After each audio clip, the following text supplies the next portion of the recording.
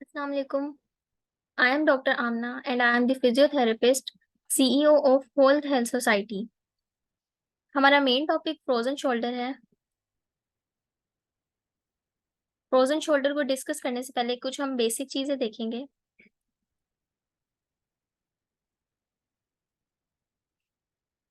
जिसमें हम shoulder anatomy को डिस्कस करेंगे, शोल्डर पेन को डिस्कस करेंगे, देन हम फ्रोजन शोल्डर पे मूव करेंगे, जिसमें इंट्रोडक्शन, कॉजेज, साइन सिम्टम्स और स्टेजेस देखेंगे। फिर मैं आपको हिस्ट्री टेकिंग का बताऊंगी, पेशेंट से आपने कैसे हिस्ट्री लेनी है।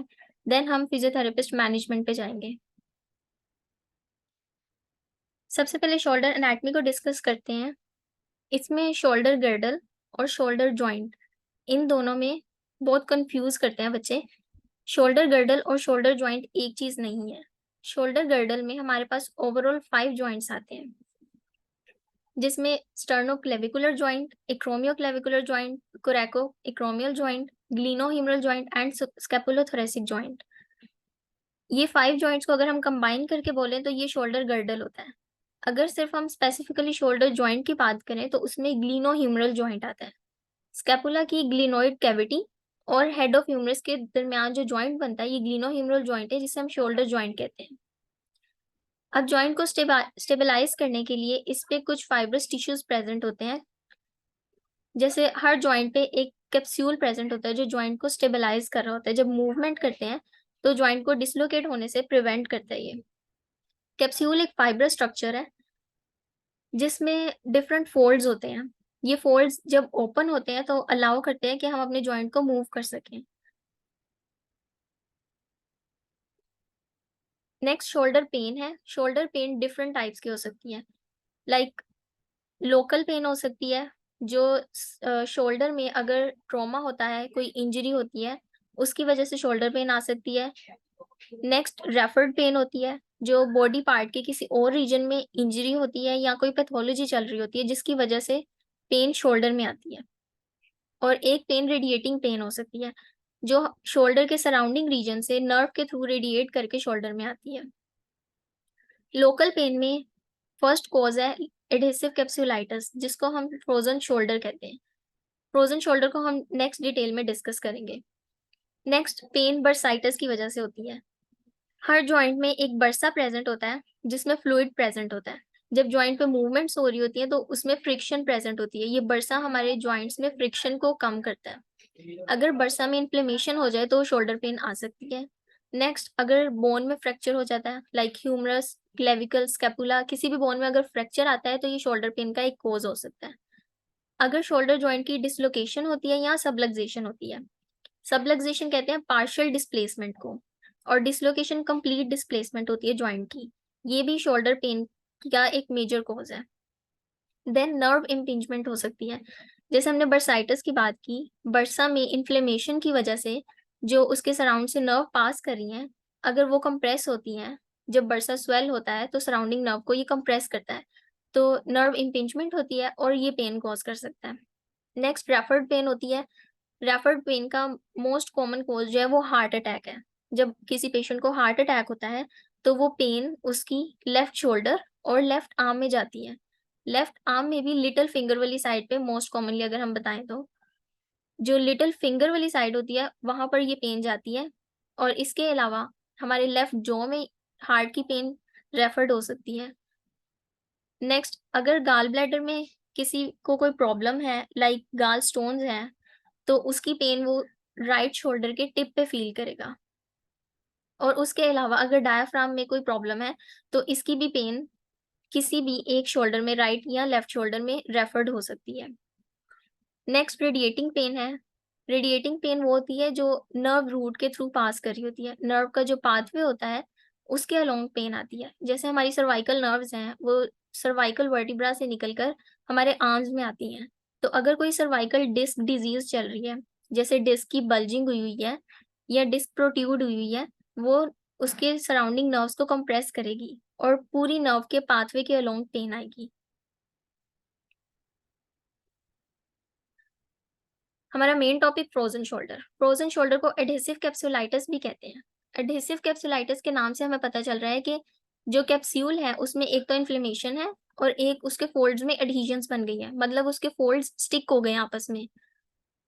इस कैप्सूल एडहीजन्स की वजह से आरओएम्स रिस्ट्रिक्ट होती हैं, मीन्स उसकी जो शोल्डर की रेंज ऑफ मोशंस हैं, मूवमेंट्स, वो लिमिटेड हो जाती हैं और पेन फील होती है पेशेंट को। इसके दो कॉजेज हो सकते हैं। प्राइमरी कॉज इडियोपैथिक है। इडियोपैथिक वो कॉज होता है कि पहले पेशेंट की कोई मेडिकल हिस्ट्री नहीं है, उसको कोई मेडिकल कंडीशन नहीं चल रही, या फिर पेशेंट को कोई ट्रॉमा नहीं है लेकिन उसके बावजूद भी उसे फ्रोजन शोल्डर डेवलप हो गया है, तो इसे हम इडियोपैथिक कहेंगे। नेक्स्ट, सेकेंडरी कोज होता है जिसमें रोटेटर कफ टीयर आता है, और मोस्ट कॉमनली जो डायबिटीज के पेशेंट होते हैं, शुगर के पेशेंट होते हैं, उनमें शोल्डर, फ्रोजन शोल्डर बहुत कॉमनली देखा गया है। इसके अलावा स्ट्रोक, थायराइड डिजीज, ऑस्टियोआर्थराइटिस और पार्किंसन डिजीज, इन डिजीजेस में भी फ्रोजन शोल्डर हो सकता है। इसकी कॉमन एज है 40 to 60 ईयर्स। अब एक क्लू हमारे पास ये है कि अगर हमारे पास 40 to 60 ईयर्स के पेशेंट आ रहे हैं तो इसमें फ्रोजन शोल्डर के चांसेस हैं। और एक ये बात है इसमें कि जो हमारा नॉन डोमिनेंट साइड होती है ना, जैसे हम राइट हैंड बहुत ज़्यादा यूज़ करते हैं, तो जो लेफ्ट हैंड है, हमारा लेफ्ट साइड है शोल्डर की, उसमें कॉमनली फ्रोजन शोल्डर डेवलप होने के चांसेस होते हैं। साइन सिम्टम्स क्या होते हैं? साइंस वो होते हैं जो कि एक डॉक्टर पेशेंट में ऑब्जर्व करता है कि पेशेंट को क्या प्रॉब्लम है, और सिम्टम्स उन्हें कहते हैं जो पेशेंट आके डॉक्टर को कहता है कि डॉक्टर साहब मुझे ये मसला है। अब इसमें पेशेंट किस तरह प्रेजेंट करता है? पेशेंट आता है, वो कहता है कि जब मैं शोल्डर को मूव करता हूँ तो मुझे पेन आती है। और फिर वो कहता है कि रात को सोते हुए जब मैं इस साइड पे करवट लेके सोता हूँ तो मुझे बहुत ज़्यादा पेन आती है। और फिर कुछ पेशेंट जो एडवांस स्टेज के होते हैं वो कहते हैं कि हमें मूवमेंट के साथ भी पेन है और एट रेस्ट भी पेन है। इसके अलावा जो शोल्डर जॉइंट है वो बिल्कुल ऐसा लगता है, फील होता है जैसे वो जम गया है, स्टिफ हो गया है।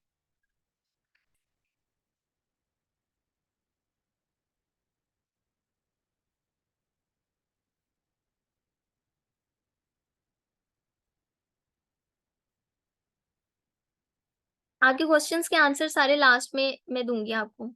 अभी हम अपना टॉपिक कंप्लीट करते हैं, लास्ट में हम क्वेश्चन सेशन रखेंगे।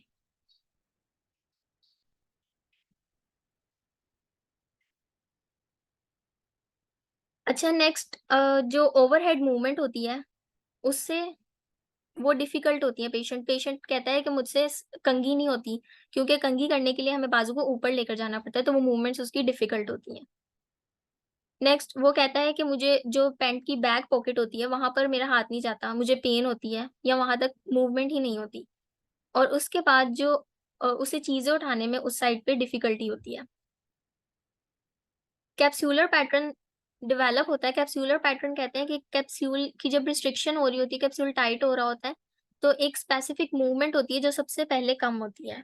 उसको कैप्सूलर पैटर्न कहते हैं। इसमें सबसे पहले एक्सटर्नल रोटेशन जो है वो लिमिटेड होती है। पेशेंट की एक्सटर्नल रोटेशन कम होती है। नॉर्मल 90 डिग्री तक होती है, लेकिन फ्रोज़न शोल्डर के पेशेंट्स में ये 60 डिग्री तक लिमिटेड होती है। देन फिर एब्डक्शन, फ्लेक्शन और इंटरनल रोटेशन लिमिटेड होती है। इसमें मूवमेंट शो की गई है डायग्राम में। जो फर्स्ट मूवमेंट है, जब ये आर्म इंटरनली मूव कर रहा है, अपनी बेली की तरफ मूव कर रहा है, तो इस मूवमेंट को इंटरनल रोटेशन कहते हैं। ये पेशेंट में 45 डिग्री तक लिमिटेड होगी और एक्सटर्नल रोटेशन 60 डिग्री तक लिमिटेड होगी।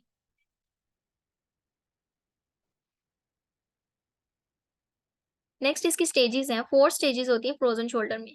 फर्स्ट स्टेज को जर्नल स्टेज कहते हैं या पेनफुल स्टेज कहते हैं, क्योंकि इसमें पेन बहुत ज़्यादा होती है। सेकंड स्टेज को फ्रीजिंग स्टेज कहते हैं।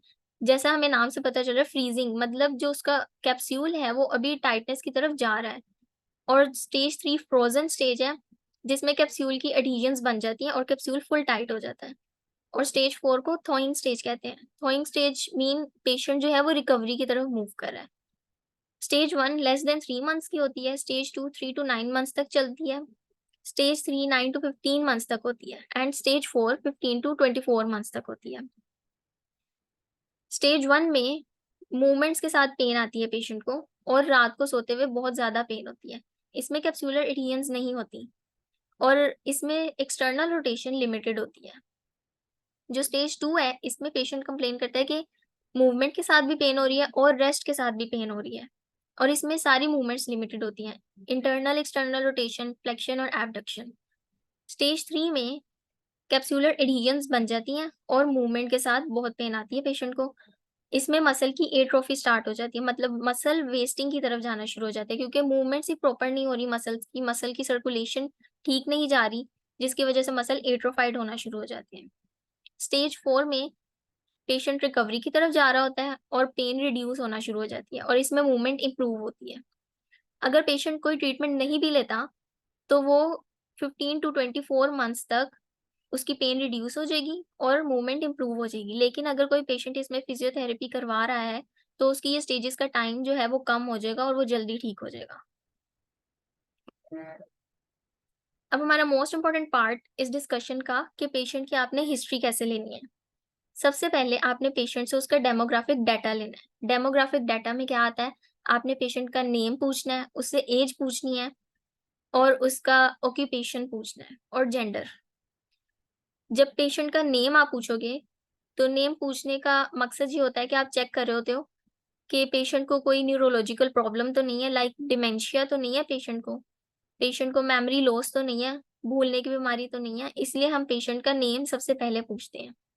फिर एज इसलिए पूछते हैं, जैसे हमने पहले डिस्कस किया कि frozen shoulder most commonly 40 to 60 years में होता है। तो कुछ डिज़ीज़ेज़ होती हैं जो लेट एज में स्टार्ट हो रही होती हैं, इसलिए एज भी बहुत इम्पोर्टेंट है। देन ऑक्यूपेशन इसलिए पूछते हैं कि कुछ डिज़ीज़ेज़ होती हैं जो पेशेंट के ऑक्यूपेशन से रिलेटेड होती हैं, जो वो डेली लाइफ़ में कर रहा होता है। फिर हम पेशेंट से उसकी पास्ट मेडिकल हिस्ट्री लेते हैं। पास्ट मेडिकल हिस्ट्री की ये इम्पोर्टेंस है कि पेशेंट अगर हमें बताता है कि मुझे शुगर है या मुझे हाइपरटेंशन है या कोई और डिज़ीज़ है, तो हम इसे दूसरी डिज़ीज़ से लिंक कर सकते हैं कि इसकी वजह से हो सकता है इसको फ्रोज़न शोल्डर डेवलप हो रहा हो। जैसे मैंने पीछे बताया आपको कि जो डायबिटीज़ है उसमें मोस्ट कॉमनली फ्रोज़न शोल्डर मिलता है देखने को। तो मेडिकल हिस्ट्री बहुत इम्पोर्टेंट है।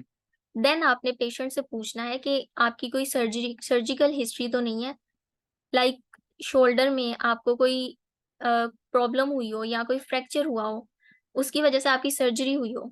क्योंकि सर्जरी के बाद भी कॉम्प्लिकेशन है कि उसमें फ्रोज़न शोल्डर डेवलप हो सकता है क्योंकि बोन वीक हो चुकी होती है। देन पेन की इंटेंसिटी पेशेंट से पूछते हैं। इसमें हमारे पास एक विजुअल एनालॉग स्केल होता है, जिसकी रेटिंग होती है 0 to 10। 0 mean no pain and 1 to 5 mean moderate pain and 5 to 10 means severe pain. अगर पेशेंट कहता है 8 से 10 तक अगर वो पेन को रेट करता है ना तो वो सीवियर है। तो आप पेशेंट से कहते हो कि इसमें से कोई एक स्कोर बताए जितनी उसे पेन है। इससे हमें पेन की इंटेंसिटी का पता चलता है, जिससे हमें पता चलता है कि पेशेंट कौन-सी स्टेज में हमारे पास आया है। नेक्स्ट एग्ज़ामिनेशन करनी है हमने पेशेंट की। एग्ज़ामिनेशन में सबसे पहले आता है इंस्पेक्शन। आपने पेशेंट को ऑब्ज़र्व करना है। जब पेशेंट आपके पास आ रहा है, तो आपने देखना है कि उसका जो हेड और नेक का पोस्चर है वो ठीक है, क्योंकि फ्रोज़न शोल्डर के पेशेंट्स में जो पोस्चर एब्नॉर्मैलिटीज़ होती हैं, वो बहुत कॉमनली देखी जाती हैं। उसके राउंडेड शोल्डर होते हैं और फॉरवर्ड हेड पोस्चर होता है। जो ईयर्स हैं, वो शोल्डर के लेवल पे होने चाहिए। अगर ईयर्स शोल्डर के लेवल से आगे को निकले हुए हैं, उसका फेस आगे को है, तो मीन उसका फॉरवर्ड हेड पोस्चर है। इसकी वजह से भी फ्रोज़न शोल्डर हो सकता है। नेक्स्ट आपने दोनों शोल्डर की हाइट को कंपेयर करना है कि हाइट सेम है। फिर आपने मसल कॉन्टोर्स देखने हैं। जो डेल्टॉइड मसल्स हमारे सुपरफिशियली होते हैं, उसका आपने मास चेक करना है और राइट और लेफ्ट साइड को कंपेयर करना है। फिर आपने चेक करना है उसमें ब्रूजिंग तो नहीं है, कोई रेड मार्क्स तो नहीं बने हुए। इंस्पेक्शन के बाद हमारे पास नेक्स्ट स्टेप आता है पैल्पेशन का। जो फिजियोथेरेपिस्ट के हैंड होते हैं या जो फिंगर्स होती हैं, वो हमारे लिए बहुत इंपॉर्टेंट होती हैं। हम कह सकते हैं कि हमारे जो हैंड्स हैं वो मैजिकल हैंड है। यही हमारा जो मेडिकल अपरेटस है, सब कुछ हमारा यही है, हमारी एक्स-रे मशीन्स भी हमारे हैंड हैं। हमने अपने हाथों से चेक करना है उसको पैल्पेट करके। सबसे पहले बोनी पैल्पेशन आती है, हमने सब बोन्स को पैल्पेट करना है अपनी फिंगर्स से, क्लेविकल को, एक्रोमियन, स्पाइन ऑफ स्कैपुला को, ग्रेटर और लेसर ट्यूबरकल ऑफ ह्यूमरस को। इनको पैल्पेट करना है और चेक करना है कि पैल्पेशन से पेशेंट को पेन तो नहीं आ रही। अगर पेन आ रही है तो इसका मतलब है हो सकता है कि पेशेंट में कोई बिल्कुल माइनर सा फ्रैक्चर हो। तो इसलिए बोन की पैल्पेशन बहुत ज़रूरी है, या फिर कोई एब्नॉर्मैलिटी हो सकती है बोन में, या फिर इसमें हमें डिस्लोकेशन मिल सकती है पैल्पेशन से। देन सॉफ्ट टिश्यू पैल्पेशन आती है। इसमें हम सॉफ्ट टिश्यूज़ में मसल्स को पैल्पेट करते हैं अपनी फिंगर्स के थ्रू, जिसमें हम टेंडरनेस चेक करते हैं, मसल स्पैज़्म देखते हैं और ट्रिगर पॉइंट्स देखते हैं। जब हम पूरे मसल को पैल्पेट कर रहे होते हैं ना, तो एक स्पेसिफिक पॉइंट पे हमें लगता है कि यहाँ पर कोई नोट्स बनी हुई है, मसल टाइट हुआ हुआ है, तो वो भी बहुत इंपॉर्टेंट है। देन हम हर डिज़ीज़ में कुछ स्पेशल टेस्ट परफ़ॉर्म करते हैं, जिससे हमारा डिफरेंशियल डायग्नोसिस होता है। फ्रोज़न शोल्डर में कोई स्पेशल टेस्ट तो एज़ इट इज़ नहीं है, लेकिन इसमें हम कुछ मूवमेंट्स कराते हैं पेशेंट से और सबसे पहले पेशेंट को कहते हैं कि अपने दोनों हाथों को अपनी गर्दन के पीछे लेकर जाए, जैसे आपको फिगर ए में शो हो रहा है। जो उसका फ्रोज़न शोल्डर वाली साइड है, जो राइट साइड शो हो रही है पेशेंट की, वो प्रॉपर उसको पीछे नहीं ला सक रहा क्योंकि उसकी मूवमेंट लिमिटेड है। नेक्स्ट जो बी डायग्राम में है, इसमें पेशेंट को कहते हैं कि अपनी कमर पे अपने दोनों हाथों को लेकर जाए। तो जो उसका ठीक वाली साइड है, वो तो पूरी ले जाता है ऊपर, लेकिन जो अफेक्टेड साइड है, वो उसकी पूरी प्रॉपर ऊपर नहीं जाती। इसके बाद पेशेंट को कहते हैं जो फ्रोज़न शोल्डर वाली साइड है, उसको अपने ऑपोज़िट शोल्डर पर लेकर जाएँ, तो वो भी पेशेंट परफ़ॉर्म नहीं कर सकता। इन 3 पोज़ीशन से जब हम ये पेशेंट को कहते हैं कि ऐसा करे, वो नहीं कर सकता, तो फिर हम डायग्नोसिस बना सकते हैं अपना कि ये फ्रोज़न शोल्डर का केस है। नेक्स्ट फिज़ियोथेरेपिस्ट मैनेजमेंट है इसमें। इसमें किसी भी डिज़ीज़ को जब कोई भी डीपीटी का स्टूडेंट या जो भी डॉक्टर है फिज़ियोथेरेपिस्ट, जब भी किसी डिज़ीज़ को ट्रीट करता है ना, तो उसके पास 3 फ़ेजेज़ होती हैं। एक maximum protection phase, moderate protection phase या मिनिमम प्रोटेक्शन फ़ेज़। जो मैक्सिमम प्रोटेक्शन फ़ेज़ है, ये इनिशियल फ़ेज़ होती है। इसमें जो भी इंजर्ड पार्ट है, आपने उसको प्रोटेक्ट करना है। उस पे मूवमेंट्स नहीं करानी, उसको आपने मैक्सिमम प्रोटेक्शन देनी है ताकि मूवमेंट की वज़ह से उसमें फर्दर इंजरी ना हो। ये इनिशियल स्टेज होती है 4 टू 6 वीक्स की। जब से उसकी इंजरी स्टार्ट हुई है तब से लेकर 4 वीक्स या 6 वीक तक की स्टेज होती है। इसमें पेशेंट को एजुकेट करते हैं। पेशेंट को आपने एजुकेट इस तरह करना है, पेशेंट को बताना है कि उसकी डिज़ीज़ किस तरह की है और वो कब तक ठीक हो जाएगा। उसको बिल्कुल एक्यूरेट हीलिंग टाइम आपने बताना है। और फिर पेशेंट को बताना है कि आपने जो ऐसी मूवमेंट जिससे आपको पेन ज़्यादा होती है, वो मूवमेंट्स आपने अवॉइड करनी है। देन इस स्टेज में पेन को, एडीमा और स्वेलिंग को रिड्यूस करते हैं हम। जो मसल स्पैज़्म है उसको रिड्यूस करते हैं और मसल की वेस्टिंग को प्रिवेंट करते हैं, मसल एट्रोफी को प्रिवेंट करते हैं। और नेक्स्ट अपनी जो रेंज ऑफ मोशन है पेशेंट की उसको मेंटेन करते हैं।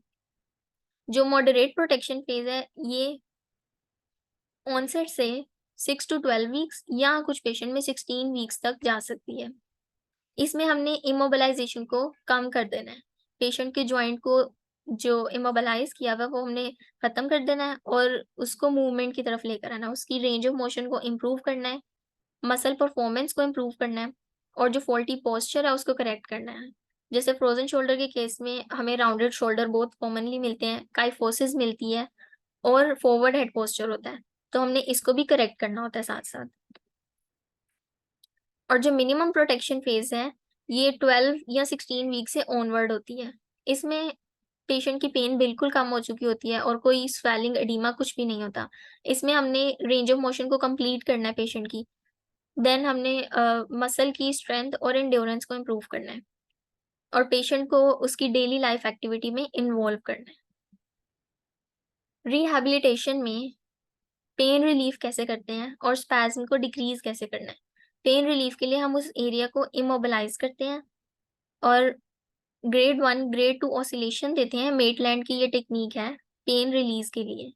अगर किसी भी पेशेंट को किसी जॉइंट में पेन है तो आप ग्रेड 1, ग्रेड 2 की ऑसिलेशन उस जॉइंट पे दोगे तो उसकी पेन कम हो जाएगी। देन हम उसपे थेरेप्यूटिक अल्ट्रासाउंड अप्लाई करते हैं और टेंस यूज़ करते हैं। और अगर मसल स्पैज़्म है तो उसको डिक्रीज़ करने के लिए हॉट पैक यूज़ करते हैं क्योंकि जो हीट होती है वो मसल को रिलैक्स करती है। नेक्स्ट हमने मसल एट्रोफी को, मसल की वेस्टिंग को प्रिवेंट करना है, तो इसमें हम मसल सेटिंग एक्सरसाइज़ेज़ कराते हैं। मसल सेटिंग्स में क्या होता है बिल्कुल लो रेजिस्टेंस होती है, बिल्कुल ना होने के बराबर रेजिस्टेंस होती है। उसके अगेंस्ट पेशेंट की जितनी भी मूवमेंट अवेलेबल होती है वो मूव कराते हैं, ताकि मसल की एट्रोफी ना हो, मसल की वेस्टिंग ना हो। नेक्स्ट आरओएम्स को मेंटेन करने के लिए पैसिव मूवमेंट्स कराते हैं पहले, देन हम उसे असिस्ट करते हैं और पेशेंट खुद भी मूव करता है और आरओएम्स को इस तरह मेंटेन करते हैं। फिर पैसिवली जॉइंट पे डिस्ट्रैक्शन देते हैं और ग्लाइड देते हैं और देन हम पेंडुलम एक्सरसाइजेस का बताते हैं। ये होम गाइड एक्सरसाइजेस में भी इन्वॉल्व होता है। पेंडुलम एक्सरसाइजेस में क्या होता है, जो आपको डायग्राम शो हो रही है, इसमें जो पेशेंट है इसको कहते हैं कि इस पोजीशन में आपकी जो अफेक्टेड एक्सट्रीमिटी है उसको आपने सर्कल में मूव करना है, सर्कमडक्शन करानी है शोल्डर पे। इससे क्या होता है कि एक तो ग्रेविटी जो होती है वो असिस्ट करती है, वो शोल्डर को डाउनवर्ड ग्लाइड देती है। डाउनवर्ड ग्लाइड की वजह से शोल्डर की रिस्ट्रिक्शन कम होती है और वो मूव करता है ईज़िली। तो ये एक्सरसाइज़ बहुत इफेक्टिव है फ्रोज़न शोल्डर के केस में। नेक्स्ट हमने जॉइंट और सॉफ्ट टिश्यूज़ की इंटेग्रिटी को इम्प्रूव करना है। इसमें एक्टिव आरओएम्स कराते हैं, पेशेंट को कहते हैं कि वो खुद से मूवमेंट करे। और डिफरेंट मसल्स की स्ट्रेचिंग कराते हैं। स्ट्रेचिंग में बैंड एक्सरसाइज़ेज़ आती हैं। बैंड एक्सरसाइज़ेज़ में है पेशेंट को एक रॉड देते हैं, उसको कहते हैं कि इसको दोनों हाथों से ग्रैस्प कर ले और जो उसकी अनअफेक्टेड साइड है, उससे रॉड को अफेक्टेड साइड पे मूव करे। अब देखो जैसा आपको डायग्राम में एरो शो हो रहा है, जब वो रॉड को इस साइड पे मूव करेगा, तो जो उसकी अफेक्टेड फ्रोज़न शोल्डर वाली साइड है, उसपे एक्सटर्नल रोटेशन हो रही है। इससे पेशेंट की एक्सटर्नल रोटेशन इम्प्रूव होगी। इंटरनल रोटेटर्स पे स्ट्रेच आएगा, उसकी स्ट्रेचिंग होगी, वो रिलैक्स होंगे और एक्सटर्नल रोटेशन इम्प्रूव होगी। इसी तरह जब पेशेंट रोड को ऑपोज़िट साइड पे मूव करेगा, तो उसकी फ्रोज़न शोल्डर वाली साइड की इंटरनल रोटेशन इम्प्रूव होगी। तो ये एक्सरसाइज़ेज़ इंटरनल और एक्सटर्नल रोटेशन को इम्प्रूव करने के लिए यूज़ करते हैं। देन हम ग्रेड 3, ग्रेड 4 की मोबिलाइज़ेशंस अप्लाई करते हैं शोल्डर जॉइंट पे। इससे उसकी रेंज ऑफ मोशन इम्प्रूव होती है।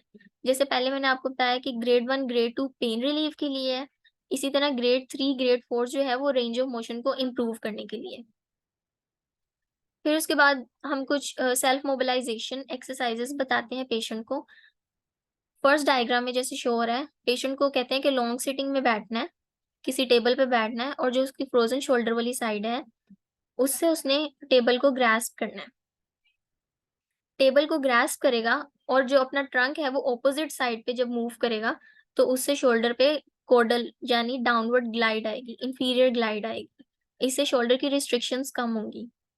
देन इंटीरियर ग्लाइड के लिए इमेज 2 में देखें, इस पोज़ीशन में अगर पेशेंट इस पोज़ीशन को मेंटेन करता है, तो उसके शोल्डर पे इंटीरियर ग्लाइड आ रही है। नेक्स्ट जो पिक्चर 3 है, उसमें पोस्टीरियर ग्लाइड आ रही है पेशेंट की शोल्डर पे। प्रोन पोज़ीशन है, पेशेंट को कहना है उल्टा लेटना है टेबल पे और अपनी जो शोल्डर जॉइंट है और जो एल्बो जॉइंट है उसको 90 डिग्री पे फ्लेक्शन करनी है और इसको मेंटेन करना है, तो इससे पोस्टीरियर ग्लाइड आएगी शोल्डर पे। देन हमने जॉइंट ट्रैकिंग को इम्प्रूव करना है। जॉइंट ट्रैकिंग को इम्प्रूव करने के लिए MWM टेक्निक है, मोबिलाइजेशन विद मूवमेंट। ये मुलिगन की टेक्निक है। मुलिगन की ये टेक्निक इतनी इफेक्टिव है कि अगर आप लोग इसको अप्लाई करोगे ना तो इससे definitely range of motion increase होगी। मुलिगन कहता है कि ऐसा नहीं हो सकता कि अगर आपने मेरी टेक्निक अप्लाई की है और रेंज ऑफ मोशन इंक्रीज नहीं हुई। अगर आप टेक्निक अप्लाई कर रहे हो और ROM इंक्रीज नहीं हो रही तो इसका मतलब है आपने टेक्निक ही गलत अप्लाई की है या फिर उस जगह पे टेक्निक की ज़रूरत नहीं है। मतलब ये इतनी इफेक्टिव टेक्निक है। एक्सटर्नल रोटेशन को इम्प्रूव करने के लिए पेशेंट को आपने लिटाना है और उसके शोल्डर पे पोस्टीरियर ग्लाइड देनी है। जैसे आपको इमेज में शो हो रहा है, फिजियोथेरेपिस्ट उसके शोल्डर पे पोस्टीरियर ग्लाइड दे रहा है और उसके हाथ में एक केन पकड़ा देनी है, एक स्टिक पकड़ा देनी है और उसे कहना है कि अपने उस स्टिक को जो फ्रोजन शोल्डर वाली साइड है उस साइड पे मूव करे ऑपोजिट हैंड से। तो इस तरह उस हैंड पे एक्सटर्नल रोटेशन होगी, मूवमेंट होगी और साथ हम उसे मोबिलाइज भी कर रहे हैं, इसीलिए इसे कहते हैं mobilization with movement. Physiotherapist mobilize करता है और पेशेंट मूवमेंट परफॉर्म करता है। देन इंटरनल रोटेशन को इम्प्रूव करने के लिए ऐसे टॉवल पेशेंट को पकड़ाना है और उसकी जो शोल्डर जॉइंट है उसको डाउनवर्ड हमने ग्लाइड देनी है, नीचे की तरफ करना है और पेशेंट को कहना है कि अपने ऊपर वाले हाथ से टॉवल को ऊपर करे। इस तरह जो उसका डाउनवर्ड हैंड है जिसमें उसको फ्रोजन शोल्डर डेवलप हुआ हुआ है वो ऊपर को जाएगा, इससे उसकी इंटरनल रोटेशन इम्प्रूव होगी। देन स्ट्रेंथ को इम्प्रूव करने के लिए पेशेंट को रेजिस्टेंस एक्सरसाइजेस कराते हैं जिसमें ये बैंड्स, इलास्टिक बैंड्स यूज करते हैं और उसके against flexion, extension, internal external rotation कराते हैं, इससे मसल स्ट्रेंथ इंप्रूव होती है। नेक्स्ट फिंगर वॉकिंग जो है ये बहुत इफेक्टिव है फ्रोजन शोल्डर के पेशेंट में। इसमें पेशेंट को कहते हैं अपनी इंडेक्स फिंगर और मिडल फिंगर से उसने अपवर्ड क्लाइंब करना है, मतलब वॉकिंग करनी है फिंगर के साथ वॉल पे और वॉक करते करते उसने अपने आर्म को ऊपर लेकर जाना है, इससे शोल्डर की फ्लेक्शन इंक्रीज होगी। इसके बाद क्रॉस आर्म स्ट्रेच होता है रोम्बोइड्स के मसल्स के लिए। रोम्बोइड मसल्स जो होते हैं वो टाइटेंड हो जाते हैं जिसकी वजह से मूवमेंट्स नहीं हो रही होती, इंटरनल एक्सटर्नल रोटेशन लिमिटेड हो जाती है। तो इसको स्ट्रेच करते हैं ताकि ये रिलैक्स हो और मूवमेंट्स अलाउ करे। रोम्बोइड्स के लिए क्रॉस आर्म स्ट्रेच देते हैं। पेशेंट को कहते हैं कि जो अफेक्टेड साइड है उसको अपने ऑपोजिट साइड से प्रयास करना है और दूसरी साइड पे पुल करना है।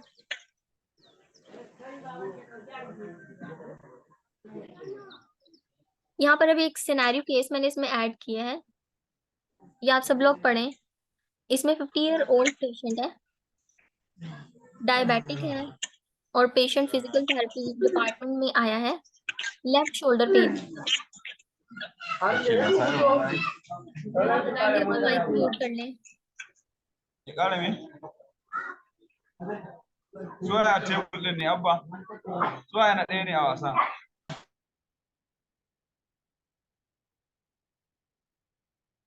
पेशेंट DPT डिपार्टमेंट में आया है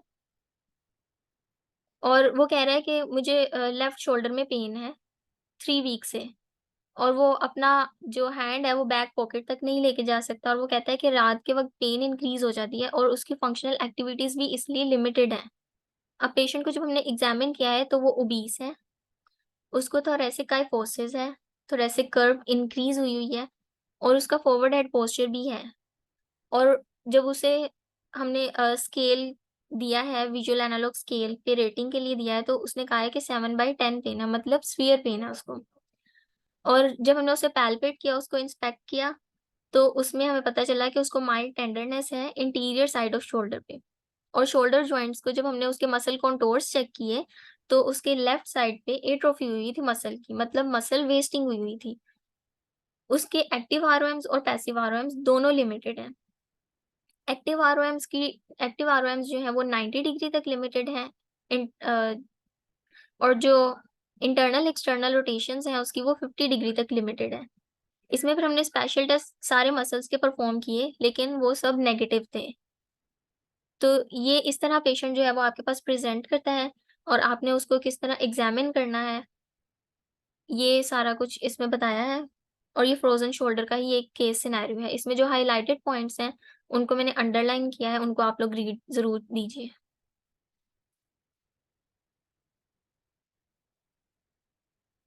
अब आप लोगों की जो क्वेश्चनिंग है वो आप कर सकते हैं।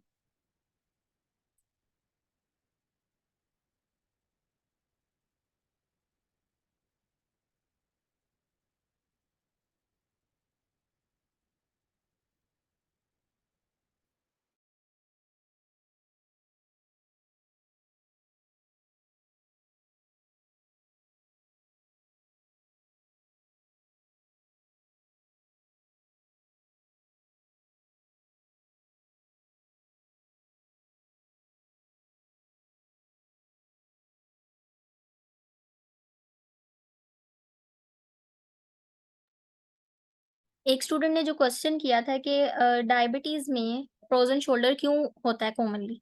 क्योंकि डायबिटीज़ में क्या होता है, आपका जो शुगर लेवल होता है वो इंक्रीज़ हो रहा होता है।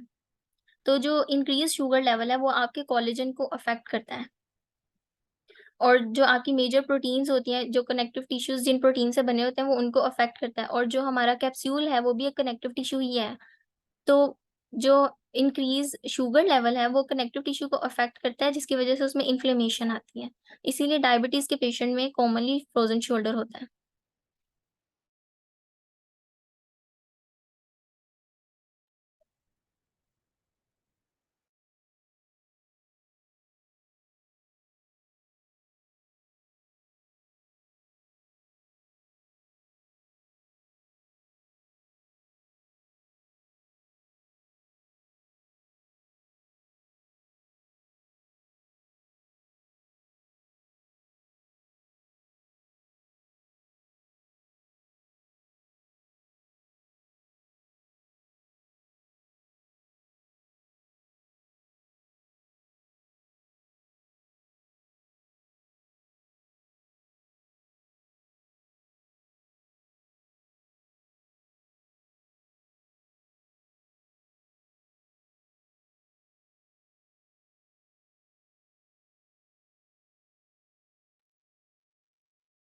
कैबेज पेशेंट्स में फ्रोज़न शोल्डर का चांस इसलिए होता है क्योंकि जिन पेशेंट्स का बायपास होता है, उनको रिस्ट्रिक्ट करते हैं कि आपने मूव नहीं करना ज़्यादा, ज़्यादा चलना-फिरना नहीं है, वो उनकी आर्म्स मूवमेंट में नहीं आ रही होती, इसीलिए मूवमेंट कम होने की वजह से कैप्सूलर टाइटनिंग हो जाती है, जिसकी वजह से फ्रोज़न शोल्डर डेवलप होता है। और एक और बात इसमें मेंशन कर रही हूँ कि फिज़ियोथेरेपी के अलावा भी जो मेडिकल ट्रीटमेंट है फ्रोज़न शोल्डर में वो ये है कि इंट्रा आर्टिकुलर स्टेरॉइड इंजेक्शन देते हैं अल्ट्रासाउंड के थ्रू।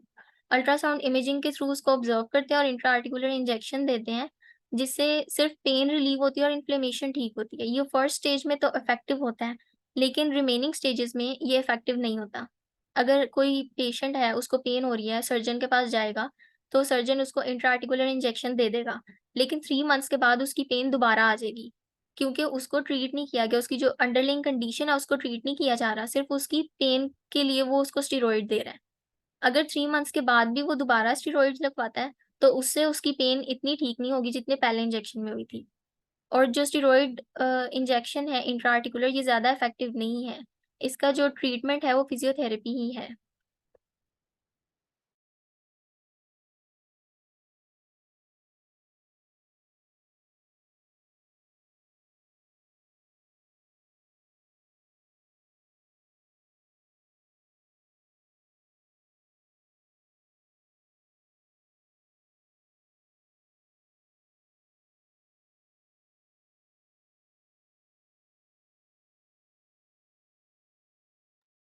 किसी का कोई क्वेश्चन है तो वो पूछ ले क्योंकि मीटिंग का टाइम एंड होने वाला है।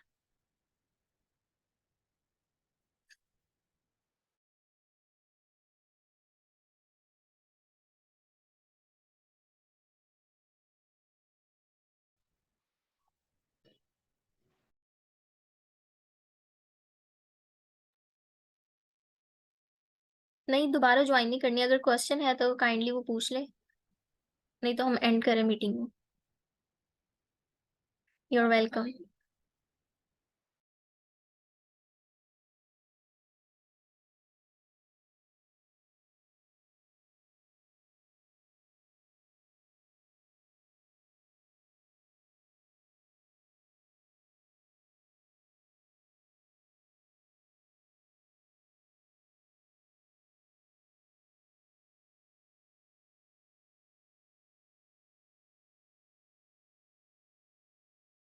और एक और बात बतानी है मैंने कि पेशेंट को जब भी आपने एजुकेट करना है ना, तो उसको प्रॉपर टाइम का बताना है कि आपकी जो भी कंडीशन चल रही है वो इतने टाइम में ठीक होगी। कुछ डॉक्टर्स क्या करते हैं कि पेशेंट को तसल्ली देने के लिए ना वो कहते हैं कि आप 3 सेशन लें, 4 सेशन लें तो ठीक हो जाएँगे। तो आपने पेशेंट को इस तरह बिल्कुल गाइड नहीं करना, क्योंकि अगर 4 सेशन के बाद भी पेशेंट ठीक नहीं होता और हमें पता है वो ठीक नहीं होगा क्योंकि ये कंडीशन ज़्यादा टाइम लेती है, तो पेशेंट का डॉक्टर से जो ट्रस्ट है वो उठ जाएगा। वो कहेगा कि ये डॉक्टर ठीक नहीं है क्योंकि इसने कहा था कि 4 सेशंस में मैं ठीक हो जाऊँगा, लेकिन मैं ठीक नहीं हुआ। तो आप लोगों ने अपने प्रोफ़ेशन में ऐसा बिल्कुल नहीं करना, पेशेंट को प्रॉपर गाइड करना है।